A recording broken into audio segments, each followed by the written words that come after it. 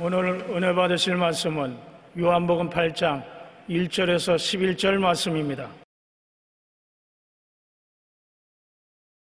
예수는 감난산으로 가시니라. 아침에 다시 성전으로 들어오시니 백성이 다 나오는지라. 앉으사 그들을 가르치시더니 서기관들과 바리새인들이 음행 중에 잡힌 여자를 끌고 와서 가운데 세우고 예수께 말하되, 선생이여, 이 여자가 간음하다가 현장에서 잡혔나이다. 모세는 율법에 이러한 여자를 돌로 치라 명하였거니와 선생은 어떻게 말하겠나이까? 그들이 이렇게 말함은 고발할 조건을 얻고자 하여 예수를 시험함이로라.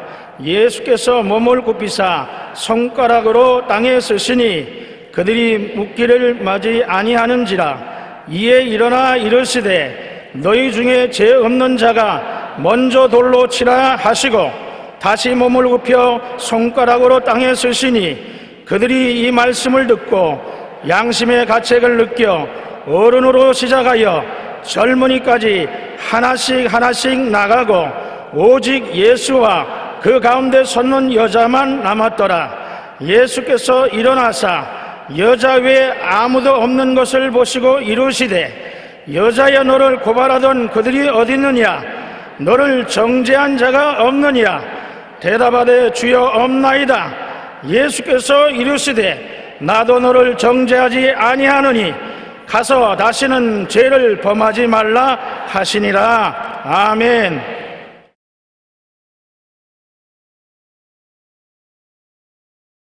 정죄와 심판이라는 제목으로 말씀을 나누겠습니다.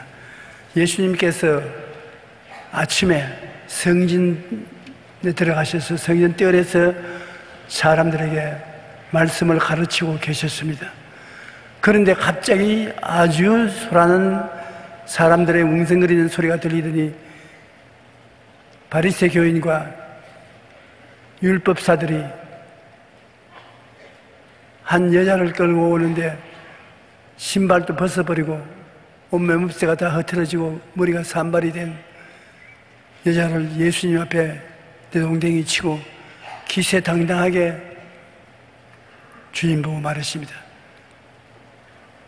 선생님, 이 여자가 행음하다가 현장에서 잡혔습니다. 모세의 율법에는 이런 여자는 돌로 쳐 죽이라고 했었습니다. 선생은 어떻게 말합니까? 그들은 예수님을 시험하기 위해서 그렇게 하는 것입니다. 왜냐하면 예수님은 결코 사람의 생명을 죽이라고 하지 않을 줄 알고 있었습니다. 그러면 모세의 율법조차도 어기고 사람의 생명을 구원하려고 하면은 그는 하늘에서 보낸 사람이 아니라고, 잘못된 신앙을 가진 사람이라고 조소하고 핍박하려고 그렇게 한 것입니다. 이스라엘 사람들은 모세의 율법은 하나님이 주신 것으로 절대로 지켜야 되는 것을 알고 있기 때문에 예수님이 율법을 거역하면 구주가 될 수 없다는 것을 그들이 증명하려고 하는 것입니다. 그러니 예수님이 즉시 허리를 굽히더니만 손가락으로 땅에 글을 적기 시작하는 것입니다. 내용은 성경이 말하고 있지 않지만 짐작컨대 예수님이 10계명을 적었다고 생각합니다. 10계명 중에 7계명이 간음하지 말라는 구절인 것입니다. 그래서 계속해서 예수님 이 여자를 어떻게 하겠습니까? 돌로 쳐 죽여야 될까요? 살려야 될까요? 손에 돌멩이를 들고 있습니다. 그때 예수님께서 율법을 어기더라도 여자를 살려야 된다고 그렇게 말할 줄 알았는데 그 사람들 얼굴을 쭉 한번 살펴보면 이 여자의 돌로 쳐라. 그 사람들이 소스라치 놀랐습니다. 결코 주님께서 그렇게 하시지 않을 줄 알았는데 예수님은 하나님의 율법은 율법이니 율법대로 이 여자에게 돌로 쳐라. 그러나 이 여자를 정죄했으나 돌로 쳐서 심판하는 데는 자격이 있어야 되므로 돌로 치기는 치되 스스로 죄가 없는 자가 심판주가 될 수 있다. 죄가 있는 사람은 이 여자를 심판하지 못한다. 죄 없는 자가 돌로 쳐라. 예수님이 하나님의 율법을 어기라고 말하지 않은 것입니다. 율법대로 가늠한 여자는 돌로 쳐라. 그러나 칠 자격을 인정받고 쳐야지, 자격 없이 죄인이 이 여자를 돌로 치면 도리어 살인죄로 그도 돌무더기 속에 들어가야 된다는 것입니다.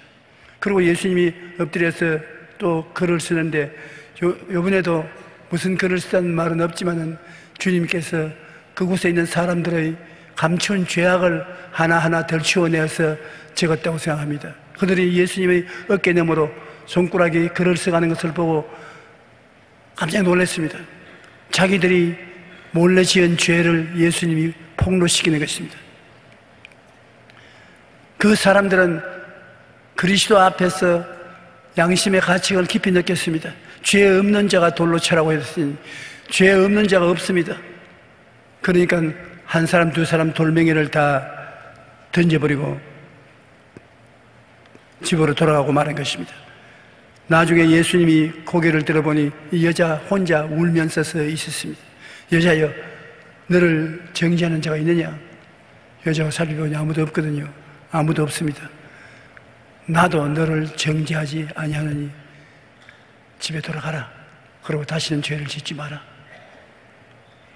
왜 예수님이 이 여자를 정죄하지 않았냐면,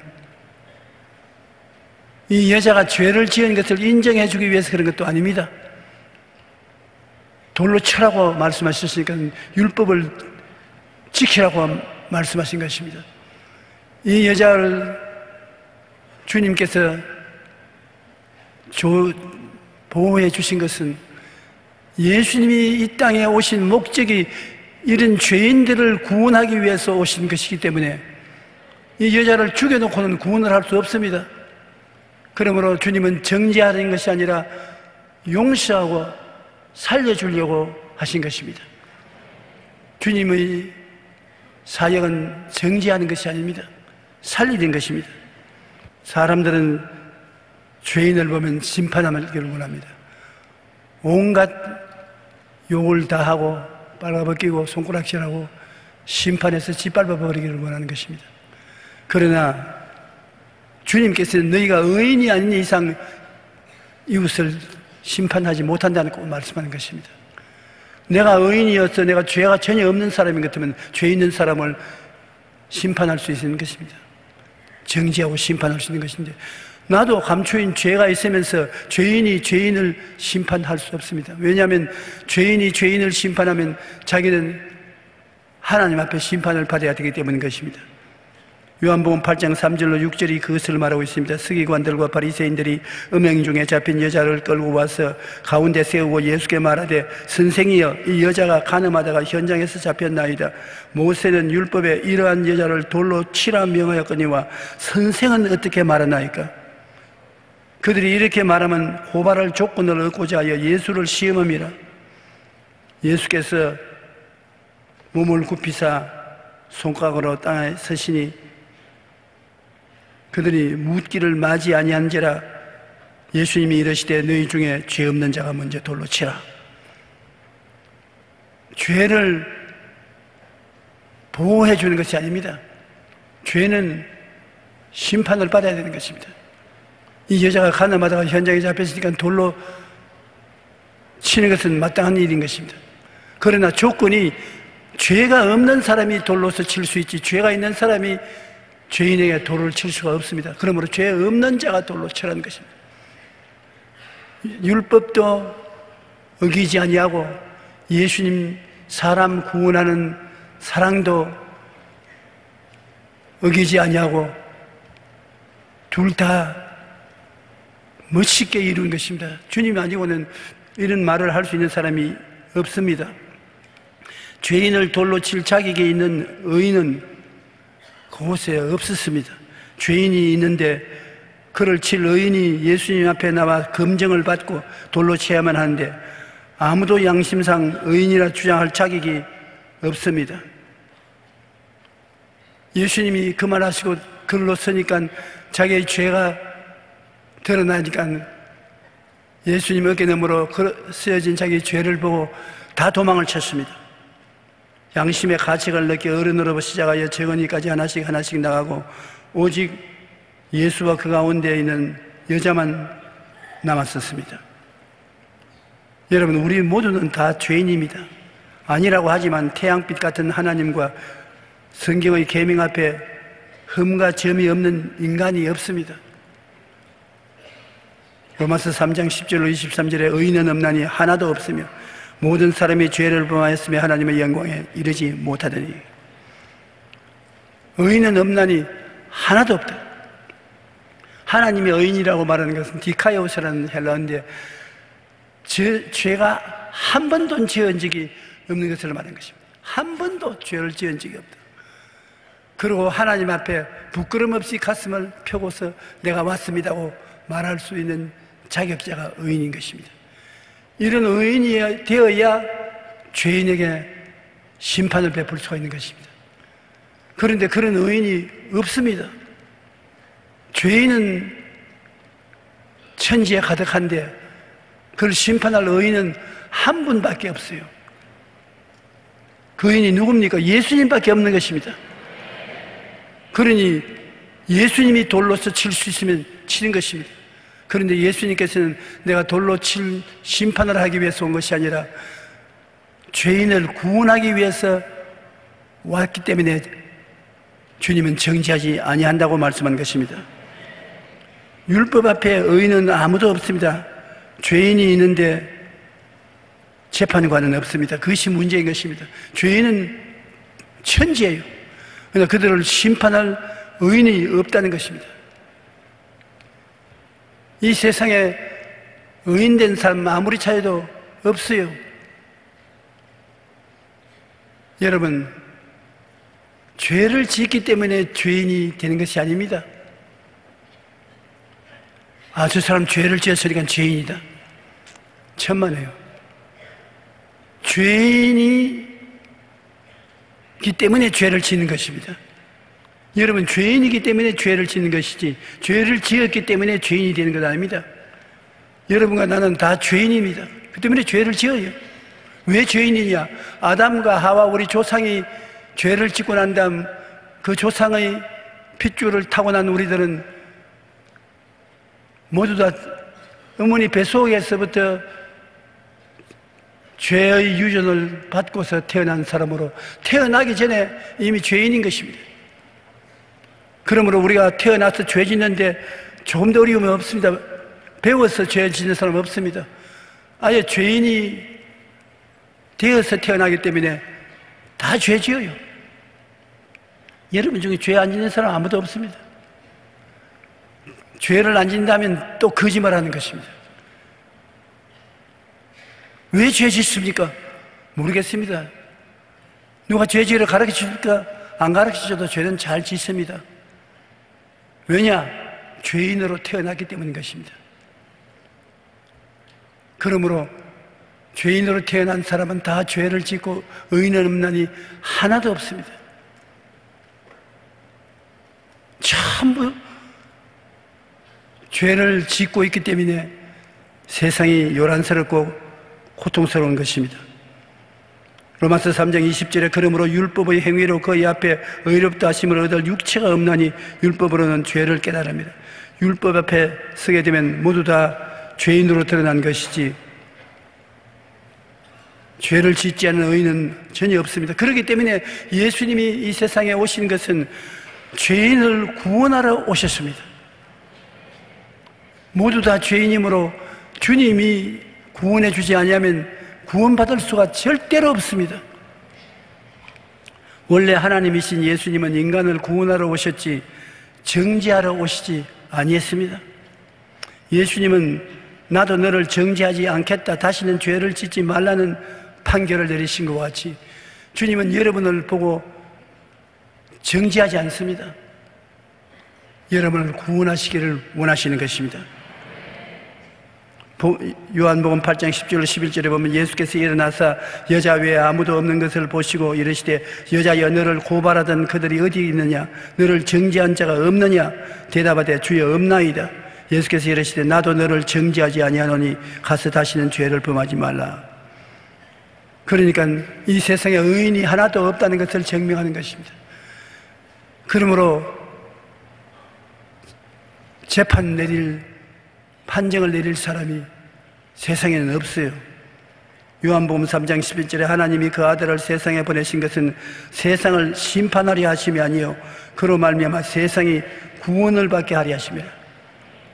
예수님은 구원하시려고 하시지 심판하시려고 하지 않으신 것입니다. 예수님께서는 죄인을 부르러 왔지 죄인을 심판하기 위해서 오지 않으셨습니다. 마태복음 9장 10절 13절에 보면 예수께서 세리 마태의 집에서 식사를 하는데 수많은 세리들과 죄인들이 와서 같이 밥을 먹었습니다. 그러니까 바리새 교인이나 사두개 교인 교법사들이 손가락질을 치고 비웃었습니다. 저 예수라는 사람은 하나님의 아들이라고 하고 주의 말씀을 증거한다면서 하는 것마다 죄인들하고 섞여서 이야기하고 먹고 마시니 저런 사람이 무슨 우리의 지도자가 될 수 있냐? 저런 사람이 어떻게 하나님의 아들이라고 할 수 있냐? 그래서 예수님의 제자들 보고 너희 선생이 죄인과 함께 어울려서 먹고 마시니 너희 선생도 별 수 없는 죄인이다. 그때 예수님이 그 말을 아시고 이 사람들아 의원이 어디가 필요하냐? 병든 자가 있어야 의사가 필요하지 않냐? 내가 세상에 온 것은 죄인을 구원하러 왔기 때문에 죄인이 있는 곳에 내가 있지 죄인이 없는 곳에 내가 있을 필요가 있느냐? 많은 사람들이 제게 와서 이런 말을 하는 것을 제가 목회 중에 들었습니다. 목사님, 나는 너무 큰 죄인이기 때문에 예수님이 나 같은 사람 안 돌봐주십니다. 내가 천만에요. 예수님은 당신 같은 죄인 찾기 위해서 세상에 오신 것이에요. 의인은 예수님이 찾아올 필요가 없습니다. 그러므로 죄가 있기 때문에 예수님이 오신 것이에요. 우리나라에는 죄인이 너무 많습니다. 그러니까 예수님이 우리나라에 와 계십니다. 죄인을 구원하기 위해서 예수님이 오셨기 때문에 죄인이 없는 곳에는 예수님이 할 일이 없습니다. 그러므로 예수님은 죄인들이 계신 곳에 와서 계시고 여러분이 죄인이면 예수님이 더욱 여러분과 같이 계셔서 여러분을 구원하고 변화시키려고 하시는 것입니다. 건강한 자에게는 의사가 쓸데없고 병든 자에게야 쓸데있느니라. 너희는 가서 내가 긍휼을 원하고 제사를 원치 아니하노라 하신 뜻이 무엇인지 배우라. 긍휼은 자비를 말하는 것이고 제사는 율법을 말하는 것입니다. 나는 자비를 원하고 율법으로서 심판하기를 원치 아니하노라 하신 뜻이 무엇인지 배우라. 나는 의인을 부르러 온 것이 아니요 죄인을 부르러 왔노라. 그러므로 주님께서 죄인을 부르러 왔기 때문에 죄인이 있는 곳에 와야 죄인을 부를 수가 있는 것입니다. 오늘날 우리가 죄를 짓고 불의하고 추하고 버림을 받아야 마땅한 사람이라고 생각하고 자기 스스로도 자기를 비난하고 공격하는 일을 할 때가 많습니다. 여러분 그러지 마십시오. 주님께서 여러분을 귀하게 여기시고 지극히 사랑하셔서 죄인 개수라도 구원하기를 원하시는 것입니다. 예수님을 만나면 죄가 드러나거든요. 이 세상에 두 부류의 사람이 있는데 자기가 죄를 지었음에도 불구하고 죄인인 줄 모르는 사람이 있고 자기 죄를 깨달아 알고 죄인인 줄 알고 사는 죄인이 있습니다. 죄인이 아니라고 하면서 사는 죄인도 있고 죄인이라는 것을 알고서 사는 사람도 있는 것입니다. 그런데 모든 사람이 예수님 앞에 서면은 죄가 드러나는 것입니다. 베드로가 그냥 고기를 잡고 있을 때는 자기가 죄인인 줄 몰랐습니다만 예수님이 말씀대로 깊은 데 그물을 던져 고기를 많이 잡으니까 자기 죄가 드러났습니다. 예수님에게 엎드려서 주여 나를 떠나소서 나는 죄인입니다. 예수 믿는 사람 잡아 죽이고 감옥에 갇히려고 한 사울이 다메섹으로 가다가 대낮에 하늘에 햇빛 같은 빛이 비치면서 음성이 들렸습니다. 사울아 사울아 어찌하여 내가 나를 핍박하느냐. 주여 누시니까 나는 내가 핍박하는 예수라. 예수를 보자마자 사울은 자기가 죄인인 것을 깨달았습니다. 그곳에서 회개하고 돌아서서 기독교 역사상에 전무후무한 위대한 사도가 된 것입니다. 예수님을 만나면 제일 먼저 우리 마음에 느끼는 것이 우리가 죄인이라는 것을 느끼게 되는 것입니다. 그래서 주의 보혈로 씻음을 받고 새로운 사람이 되는 것입니다. 우리는 죄를 지었기 때문에 하나님 앞에 나오지 못한다. 그렇지 않습니다.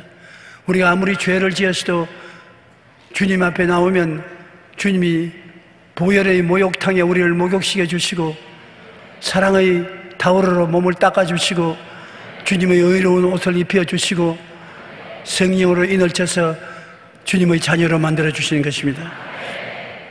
인자가 온 것은 잃어버린 자를 찾아 구원하려 함이라.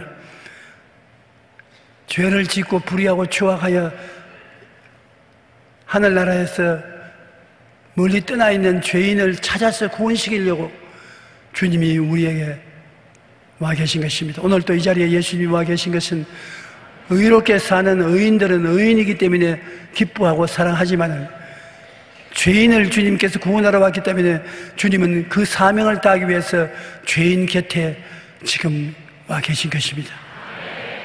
절대로 죄인이라고 해서 예수님이 구박하거나 버리지 않습니다. 이 세상에서 죄인을 심판할 수 있는 분은 꼭 한 분밖에 안 계시는데 예수님밖에 안 계시는데 예수님이 심판을 안 하십니다. 그러므로 우리 예수 믿고 구원받은 우리가 이웃을 심판하는 것은 크게 잘못된 것입니다. 심판하실 분은 예수님밖에 안 계시요. 그 밖에 죄를 짓지 않은 의인은 없는 것입니다. 우리는 전부 유전적인 죄의 유전을 타고 와서 태어났기 때문에 죄인으로 태어났기 때문에 죄인을 짓는데 예수님은 죄인으로 태어나지 않으셨습니다. 예수님의 몸에는 아버지의 피가 한 방울도 들어있지 않습니다. 어린아이 배총이라는 것이 굉장한 기적적인 기관입니다. 왜냐하면 아버지의 피가 엄마 뱃속에 들어가서 어린애기를 만드는데 그 배총을 통해서 바깥에서 들어오는 피는 한 방울도 못 들어오도록 막는 것입니다. 피는 몸속에서 자생하는 것입니다. 밖에서 받아들여서 생명을 얻는 것이 아닙니다. 그러므로 우리들은 모두 다 아버지 어머니의 피를 받아서 사람이 되어 나왔는데 예수님은 아버지 없이 태어났지 않습니까? 그러므로 사람의 유전을 조금도 받지 않았었습니다. 예수님의 유전은 하늘나라 유전인 것입니다. 그러므로 예수님의 유전 속에는 죄를 짓는 유전이 없습니다. 그런 DNA가 없기 때문에 예수님은 죄를 짓지 않았고 못해요. 왜냐하면 죄가 없는 사람이 어떻게 죄를 짓습니까? 우리같이 죄인이 죄를 짓지 의인이 죄를 짓지 않습니다. 예수님은 태어날 때부터 의를 가지고 태어났기 때문에 의를 행하는 것은 당연한 이치인 것입니다. 우리 예수 믿는 사람이 도덕을 쌓고 수양을 닦고 노력을 해서 구원을 받지 않은 것은 아무리 노력한다 해도 죄인으로 태어난 사람이 변화되지 않습니다. 태어날 때부터 죄인으로 태어났는데 그 때문에 죄를 짓고 있는데 노력을 해서 그 태어난 죄성을 없앨 수가 없어요. 죄의 유전을 없앨 수가 없어요. 그러므로 우리 기독교에서 구원받는 유일한 도리는 옛사람은 죽고 새사람으로 태어나는 것을 말하는 것입니다. 중생이 그 때문에 필요한 것입니다. 옛사람은 아무리 해도 옛사람이요. 예를 들어 말하면 피부가 검은 사람은 아무리 씻어도 희게 만들 수가 없습니다. 검은 피부가 그대로 있는 것입니다. 죄를 가지고 태어난 사람은 아무리 부르짖어도 죄가 없어지지 않습니다. 죄 없이 태어나야 되는 것입니다. 죄 없이 어떻게 태어납니까? 예수님 이외에는 죄 없이 태어난 사람은 없습니다. 그러므로 여러분은 그리스도를 통해서 십자가에서 함께 죽고 장사지내버리고 새로 태어나야 되는 것입니다. 사람이 물과 성령으로 거듭나지 아니하면 하늘 나라를 볼 수 없다는 말이 그것이 있는 것입니다. 새로 태어날 때는 어떤 유전을 타고 태어나느냐? 예수님의 유전을 타고 태어났는데, 예수님의 유전은 죄를 이기고 의를 행하는 의의 DNA를 가지고 태어나는 것입니다. 그러므로 예수님을 구주로 믿으면 여러분 속에 죄를 짓지 않는 DNA 유전이 같이 들어오는 것입니다. 그러므로 죄를 짓기 싫어하고 죄를 미워하게 되고 죄를 이길 수 있는 힘이 생기는 것입니다. 오늘 여러분이 나는 죄인으로서 의롭게 살 수 없습니다, 그렇게 말하면 옳습니다. 여러분이 의롭게 못 살아요. 그러나 하나 알아야 될 것은 예수를 믿고 난 다음은 옛사람은 죽고 새 사람인 예수 그리스도를 통해서 태어났었을 때 그 여러분 영 속에는 죄를 안 짓는 유전이 들어와 있는 것입니다. 그 DNA가 있기 때문에 여러분이 담대하게 말할 수 있어요. 나는 죄를 싫어하고 미워하고 죄를 안 짓는 유전이 예수를 통해서 내 속에 들어왔기 때문에 죄는 나와 상관이 없다, 죄는 물러가라, 쉽게 죄를 물리칠 수가 있는 것입니다. 이것이 우리 기독교의 기적인 것입니다. 어머니 뱃속에서 자연적으로 태어났을 때는 죄인으로 태어나고 예수님을 통해서 태어날 때는 의인으로 태어나는 것입니다. 죄인으로 태어났기 때문에 죄를 짓고 예수 믿고 의인으로 태어났기 때문에 의를 행하는 것입니다. 여러분은 모두 다 예수를 구주로 믿을 때 옛사람은 십자가에서 죽고 새 사람으로 태어났기 때문에 새로운 유전을 가지고 태어나는 것입니다. 죄를 안 짓는 유전, 나쁜 습관을 안 저지르는 유전, 병에서 고침받는 유전, 축복과 형통을 가져오는 유전, 죽어도 천당으로 올라가는 유전이 있습니다. 여러분 속에 그 유전이 있어요. 그것을 알아야 되는 것입니다. 예수 그리스도를 믿고 중생함으로 이런 새로운 유전이 내 속에 들어가 있다는 것을 알아야 됩니다. 그것을 알고 그렇게 변화된 자기를 꿈꾸어 봐야 되는 것입니다. 새로운 자화상을 꿈꾸어 봐야 되는 것입니다. 나는 죄를 이긴 사람이다. 나는 불의를 이긴 사람이다. 병을 이긴 사람이다. 저주를 이긴 사람이다. 사망을 이긴 사람이다. 왜냐? 그리스도를 통해서 그 유전이 내 속에 들어와 있다. 그러므로 그것을 알고 그것을 꿈꾸고 그 유전이 들어간 것을 믿고, 여러분, 나는 죄를 이긴다. 나는 허물을 이긴다. 나는 병이 와도 병을 이긴다. 저주와 가난을 이긴다. 죽음을 이긴다. 왜냐하면 그것을 이기는 유전이 그리스도를 통해서 내 속에 들어와 있는 것이다. 그러므로 예수 그리스도로 말미암아 여러분은 넉넉히 이기는 승리의 생활을 할 수 있는 것입니다. 대단한 보화가 속에 들어있는 것입니다. 여러분 속에 그리스도를 통해서 이와 같은 놀라운 유전이 들어와 있으므로 여러분은 죄 없이 중생했고, 허물 없이 중생했고, 병 없이 중생했고, 저주 없이 중생했고, 지옥 없이 중생해서 그 유전이 속에 들어있으므로 이것을 알고 꿈꾸고 믿고 입으로 시인하면 그 유전이 여러분 몸속에서 역사함으로 아무 고생 없이 승리의 생활을 할 수 있는 것입니다. 예수님께서 뭐라 했습니까? 나는 포도나무요 너희는 가지니. 가지가 여러분 수분과 양분을 끌어올립니까? 안 끌어올립니다. 가지는 포도나무에 붙어 있으면 포도나무인 예수님이 수분과 양분을 끌어올려서 가지에 전달해 주어서 가지에서 그 수분과 양분을 받아가지고서 열매만 맺으면 되는 것입니다. 그러므로 예수님께서 말씀하기를 내가 너 안에 너가 내 안에 있으면 열매를 많이 맺는다고 하셨습니다. 오늘날 사람들의 문제는 자기는 가지에 불과한데 가지가 자꾸 나무 역할을 하는 것입니다. 가지가 물기를 빨아들이고 양분을 빨아들이려고 하는데 뿌리도 없는데 어떻게 합니까? 유전이 없는데요. 뿌리가 없는데 어떻게 하는 것입니까? 그렇지 힘으로 발부동을 치고 고행을 하고 선행을 하고 습기와 양분을 끌어들여서 열매 맺으려고 하는데 하나도 안 맺어져요. 예수님께 꽉 붙어 있으면 예수님이 다 해주시는 것입니다. 그와 같이 우리가 죄인으로서 종교를 믿음으로 구원받지는 못하는 것입니다. 옛사람 아담과 하와를 통해서 태어난 사람은 죽어야 되는 것입니다. 그리고 새로 태어나서 새로운 유전을 받아서 그 유전의 힘에 의해서 여러분이 이 세상에서 의롭게 살 수 있게 되는 것입니다. 예수님께서는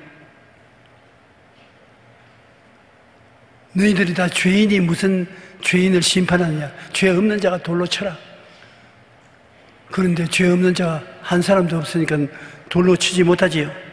우리가 젊었을 때는 자기가 의로운 사람이라고 생각하는 사람도 들어 있었습니다. 그러나 나이를 먹어보면 지금까지 살아온 뒤를 돌아보니 남은 것은 죄밖에 없는 것입니다. 우리 이 죄를 우리 스스로가 청산할 수가 없습니다.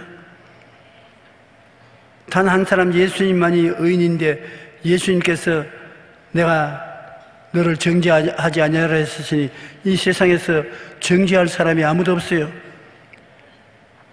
예수님 손에 돌을 들고 때릴 수 있습니다. 다른 사람은 돌멩이 질 권한이 없어요. 다 죄인이기 때문에. 그런데 예수님 손에 그 돌멩이를 쥐고 때리시는 줄 알고 손을 보니까 손에 돌멩이가 쥐어 있는 것이 아니라 뭐가 있습니까? 큰 대못이 박혀 있습니다.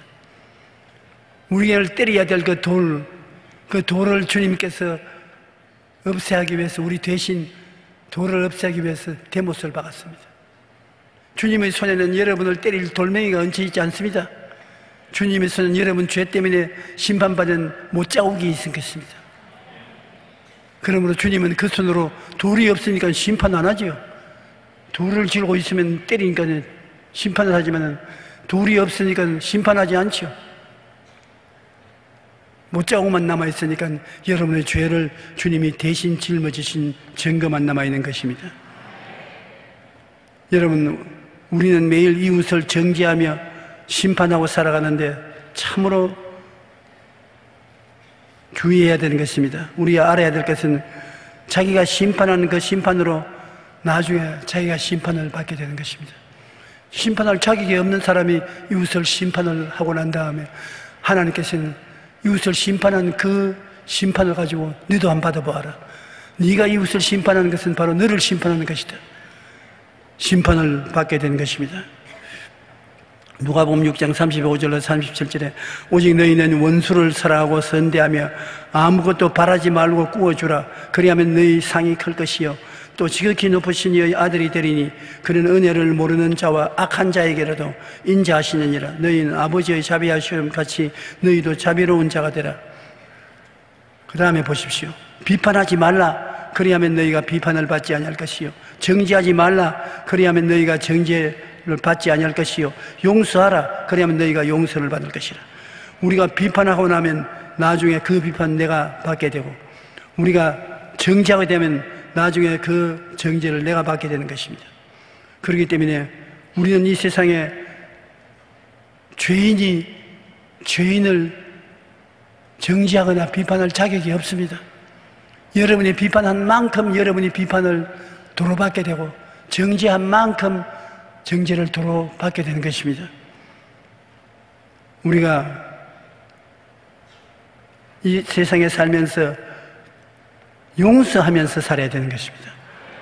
심판자가 아닌 용서자로서 살아야 되는 것입니다. 우리는 매일 이웃을 정죄하면서 심판자로 살아갑니다. 그러나 주님은 우리가 심판자가 아니라 용서하는 사람으로 살아가라고 말씀하시는 것입니다. 마태복음 18장에 보면 베드로가 주님께 물었습니다. 주여, 형제가 내게 죄를 범하면 몇 번이나 용서하여 주리이까? 7번 하리이까? 베드로는 7번 용서하면 대단히 많이 한다고 생각하는 것입니다. 그때 주님께서 뭐라고 말씀하십니까? 그러나 예수님은 이렇게 대답하셨습니다. 내게 이르노니 7번뿐 아니라 7번을 70번까지라도 할지니라. 7번을 70번 하면 어떻게 됩니까? 계산 한번 해보십시오. 77이 49, 그게 제로 하나 붙이면 490번인데 하루에 490번 죄를 짓고 와서 잘못했다 하더라도 490번 용서해 주라는 것입니다. 이것이 하나님의 마음인 것입니다. 하나님이 여러분을 용서하는 것은 한이 없이 용서한다는 것입니다. 그러므로 하나님의 사랑을 생각할 때 가슴이 저려오지 아니할 수 없습니다. 나 같은 죄인을 하루에 490번이라도 회개하고 오면 용서해 주라는 하나님의 그 용서가 얼마나 크며 예수님의 십자가의 보혈의 능력이 그렇게 크다는 것입니다. 조금 죄를 씻고 나면 그 십자가가 더러워져서 몸을 씻을 수가 없게 되는 것이 아니라 예수의 십자가의 피는 영원한 보혈로 그 양도 영원한 것입니다. 능력도 영원한 것입니다. 하루에 490번 죄를 짓고 회개해도 씻어서 하얗게 맑게 만들어 수 있는 능력이 보혈에 있는 것입니다. 그러므로 예수님의 보혈을 아니고는 우리가 정결하게 될 수 없는 것입니다. 용서의 은혜를 베푸시는 예수님을 우리가 이 땅에 살 동안에 만나야 되는 것입니다. 이 땅에 살 동안에 주님이 그렇게 용서해 주는데 재림하실 때는 심판주로 오시는 것입니다. 지금은 주님께서 심판하지 않고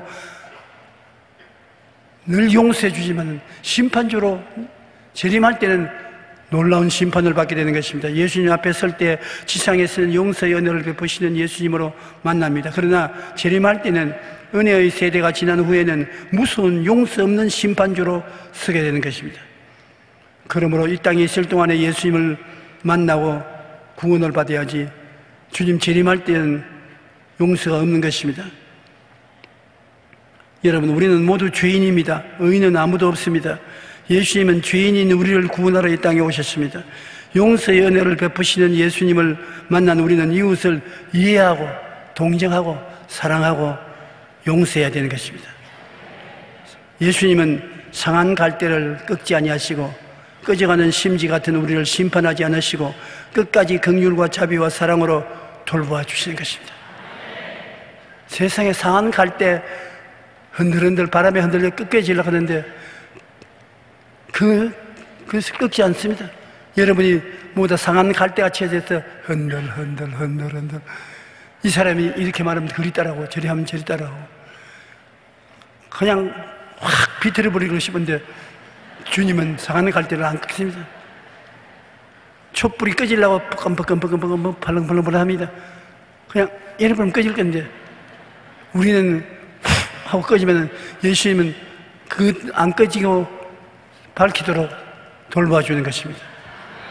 그러면 우리가 예수님을 올바르게 알아야지 예수님을 잘못 알면 안 되는 것입니다.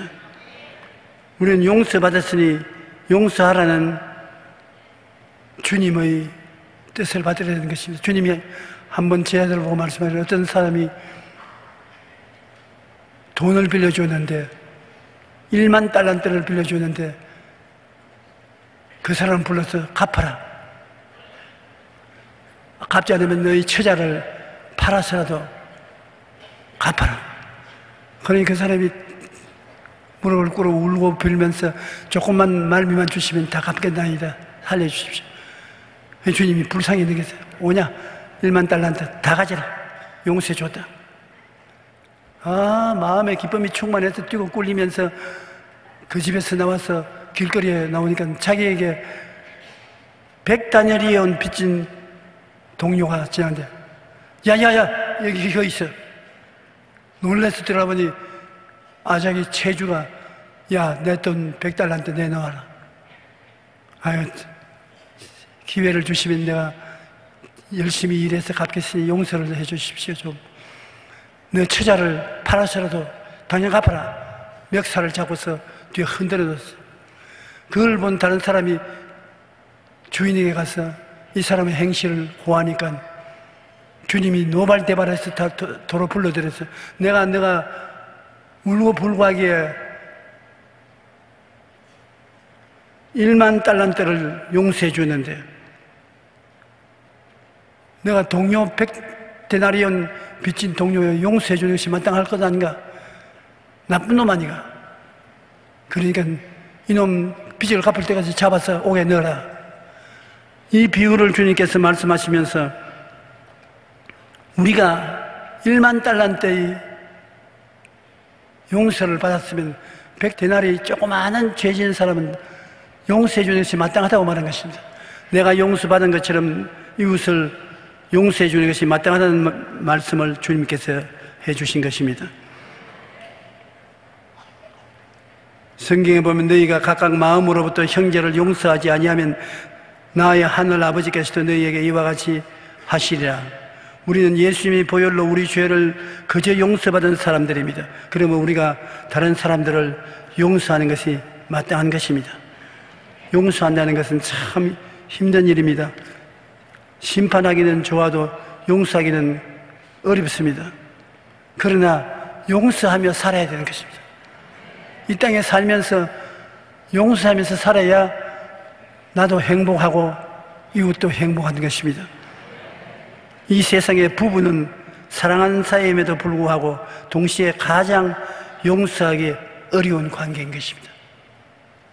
프랑스의 어느 사상가가 부부관계를 이렇게 정의했습니다. 부부관계는 3주일 동안 서로 관찰하고 3개월 동안 서로 사랑하고 3년 동안 서로 싸우고 30년 동안 서로 용서하며 산다.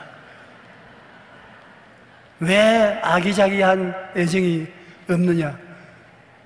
다른 사람은 아기자기하게 사는 것까지 보이지만 그렇지 않습니다. 다 용서해주고 사는 것입니다. 저도 우리 집 사람하고 40년 가까이 살았지만 용서해주고 살고 용서받고 살지 가슴에 뜨거운 로만스가 있어서 아긋자긋하게 살은 적은 기억 속에 별로 안 나오는 것입니다. 여러분 집에 돌아가시고 남편을 용서해주고 남편은 아내를 용서해주고 용서로서 사는 것입니다. 왜 아긋자긋한 사랑이 안 생겼냐? 세월이 지나가서 다시 돌아갈 수 없습니다. 또 그렇게만 하면은 못 살아가는 사람이 덤덤해야 같이 사는 것이지 서로 아긋자긋하고 서로 입에 벌써 나눠 먹고 며칠 살 수 있습니까? 못 삽니다. 가족이든 이웃이든 서로를 참고 용서하지 않으면 기쁘고 행복한 삶을 살아갈 수가 없는 것입니다. 우리는 모두 다 죄인인 것을 깨달아 알고 이웃을 심판하지 말아야 되는 것입니다. 예수님을 따라서 정죄하지 말고 심판하지 말고 용서를 하고 오랫동안 참으면서 살다가 천국 가는 여러분 되시기를 주의 이름으로 축원합니다.